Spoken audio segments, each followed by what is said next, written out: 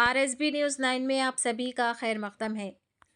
Hyderabad disaster response and एसेस protection agency Hydraa ने नामपल्ली में 50 फर्नीचर्स में आग लगने के हालिया वाक़ये का संजीदगी से नोट लिया।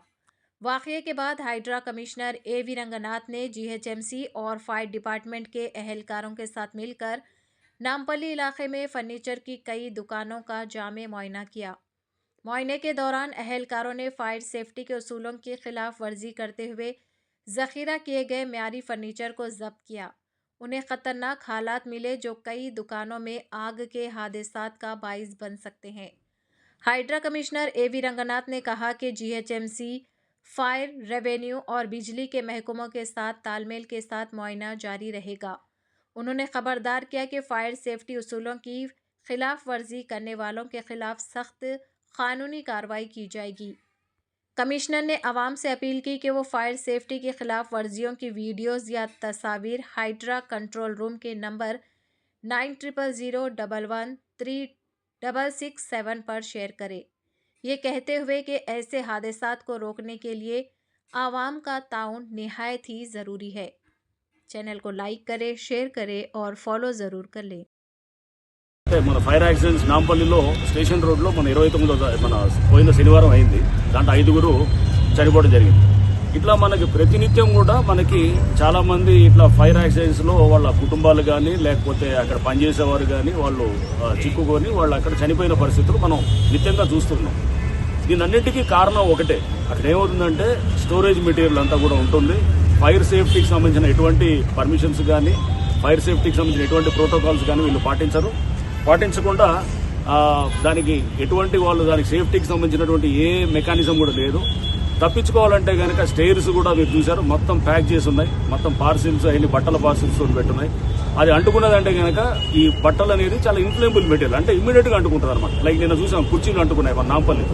అట్లానే ఇంతకుముందు ఏది మనం జియాగూడలో చూస్తే 3 సజీవదానం అయిపోయారు. అక్కడ పరుపులు మన మ్యాట్రెస్లు ఇవన్నీ తయారు చేస్తున్నారు.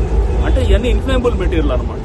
ఒక్కసారి అక్కడ షార్ట్ సర్క్యూట్ అయ్యి ఏమన్నా అయిందనుకోండి వెంటనే అంటుకొని అది ఒక మీడియం బట్టల మీడియం ద్వారా ఒక షార్ట్ సర్క్యూట్ ఒక చిన్న స్పార్క్ వస్తే అది అంటుకున్న తర్వాత మొత్తం స్ప్రెడ్ అయ్యి అందరికీ వెళ్ళిపోతారు. దీంట్లో పనిచేసే వాళ్ళు బయటకు వచ్చే పరిస్థితి లేదు. ఇప్పుడు ఎవరన్నా లోపల పొరపాటున యాక్సిడెంట్ అయిందంటే అంతా దైవాధీనం అనమాట, ఏం లేదు. మొత్తం దేవుడి మీద వదిలేసి మనం ఏం అవ్వదులే అనుకునే దీంట్లో ఉన్నాం. కానీ అయితే మటుకు మళ్ళీ ఇంక చేసేది ఏం లేదు. ఈ పరిస్థితులు ఇక్కడ కనబడుతున్నాయి. ఈ బిల్డింగ్ లో మొత్తం నీరూస్ రోడ్ నెంబర్ 36 జూబ్లీన్స్ లో. సో ఇది ఈ షోరూమ్ కి సంబంధించినటువంటి పైన అన్ఆథరైజ్డ్ ఉంది, మొత్తం స్టోరేజ్ ఉంది, అన్ని ఫ్లోర్స్ లో స్టోరేజ్ ఉంది. స్టైర్స్ అన్ని కూడా మొత్తం బ్లాక్ చేశారు. అండ్ లిఫ్ట్ ఉన్నది, ఆ స్టైర్స్ ఏదైతే ఉన్నదో ఒకటే స్టైర్స్ ఉన్నది, అది కూడా మొత్తం బ్లాక్ అయింది. లిఫ్ట్ న్యాచురల్ గా ఫైర్ ఎక్స్టింగ్విషర్స్ ఉన్నాయి, అది ఓన్లీ కొన్ని ఫ్లోర్ లో ఉన్నాయి. అసలు యాక్చువల్ గా ప్యాక్ చేసినటువంటి అక్కడ ఫైర్ ఎక్స్టింగ్విషర్ లేదు. ఏదైతే కనుక వీళ్ళు ఫైర్ సేఫ్టీ తీసుకోవాల్సింది అది లేదు. నెక్స్ట్ అన్ఆథరైజ్ గా ఒక ఫ్లోర్ పైన వేశారు, అది కూడా ఒక వైలేషన్ ఉంది. సో ఇవన్నీ చర్యలు తీసుకోబోతున్నాయి తప్పకుండా అండి. దీని మీద ఇప్పుడు జిహెచ్ఎంసీ వాళ్ళు కూడా వచ్చారు. మేమంతా కలిసి GHMC, fire department, electricity department, అంటే మన టీజీ ఎస్పీడీసీఎల్ వాళ్ళు ఉన్నారు, హైడ్రా వాళ్ళు ఉన్నారు. అందరం కలిసి మేము నిన్న సమన్వయంతో అందరం కూడా అనుకోవటం కూడా జరిగింది. ఇప్పుడు జిహెచ్ఎంసీ చట్టం కింద దాన్ని సీజ్ చేయడానికి కూడా జరుగుతుంది.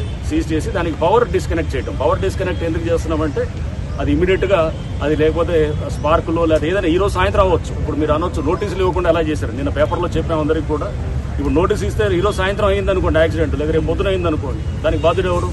సో అందుకోసం అది ఆల్రెడీ చెప్పాము. వీళ్ళందరూ కూడా అది పాటించాల్సిన లీగల్ గా పాటించాల్సిన దానికి చూస్తే కనుక ఇక్కడ ఎటువంటి జాగ్రత్తలు తీసుకున్నట్టయితే అనిపించలేదు. హైదరాబాద్ నగర వ్యాప్తంగా ఇప్పుడు మీరు చెప్తున్న ఫైర్ సేఫ్టీ తనిఖీలు సో ఎన్ని రోజులు జరుగుతాయి, నిరంతరం ఉంటుందా లేకపోతే ఒకసారి చెక్ చేసి వదిలేస్తారు, ఎట్లుంటుంది? అంటే తప్పకుండా అండి, కొన్ని మనం చెక్ చేస్తుంటాము, చెక్ చేసి సీజ్ చేస్తుంటాము. గతంలో చెకింగ్ చేసి నోటీసులు ఇచ్చారు. నోటీసులు ఇచ్చి అప్పుడు ఇది చూస్తే కొన్ని సంవత్సరాల క్రితం. ఇప్పుడు మేము ఖచ్చితంగా సీజ్ చేస్తాం. సీజ్ చేసి దానికి ఒక పంచనామా తయారు చేస్తాము, ఒక ప్రొసీడింగ్స్ తయారు చేస్తాము. రేపు వీళ్ళు ఏమన్నా అగ్రీవ్డ్ పార్టీ ఉంటే కనుక వాళ్ళు కోర్టుకు వెళ్ళటం జరుగుతుంది. కోర్టుకు వెళ్ళి కోర్టులో తప్పకుండా మా కేసెస్ మేము ప్రజెంట్ చేస్తాము, వాళ్ళు కూడా వాళ్ళ కేసెస్ ప్రజెంట్ చేస్తారు. సో కోర్టు డెసిషన్ బట్టి కూడా తర్వాత ఫర్దర్ యాక్షన్స్ కూడా ఉంటాయి.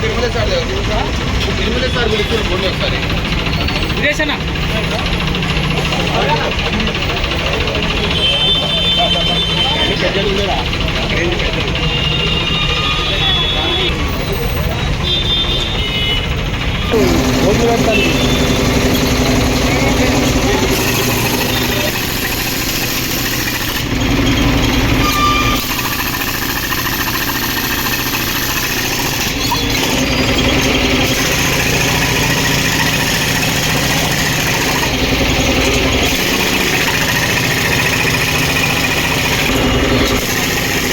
చేస్తారు.